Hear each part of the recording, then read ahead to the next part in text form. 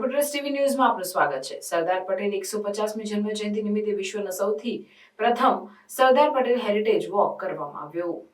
વિશ્વનો પ્રથમ સરદાર પટેલ પેટ heritage walk Ahmedabad ખાતે 23 માર્ચ 2025 સરદાર પટેલ યુનિટી યાત્રા 2025ના ભાગરૂપે શહેરે એક ઐતિહાસિક સાક્ષી બન્યું। વિશ્વનો પ્રથમ સરદાર પટેલ પેટ હેરિટેજ વોક અનન્ય પહેલમાં 30+ ડોગ પેરેન્ટ્સ એકત્ર થયા અને અમદાવાદના ઐતિહાસિક વારસાને જાણતા સમજતા એકતા અને જવાબદાર પાલતુ પ્રત્યેની સંવેદનાને પ્રોત્સાહન આપ્યું।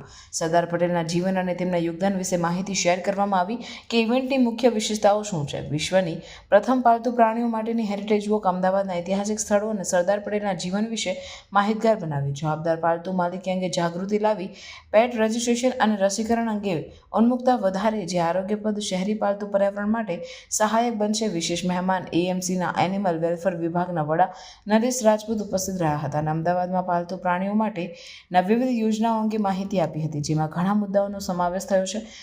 પાલતુ રસીકરણ અને રજિસ્ટ્રેશનના લાભો, અવગણના થયેલા પાલતુ પ્રાણીઓ માટે એએમસીના પ્રયાસો, પેટ પાર્ક માટે પીપીસી પબ્લિક પ્રાઇવેટ પાર્ટનરશિપ મોડેલની જરૂરિયાત અને લાભો વિશે વાતો કરી હતી।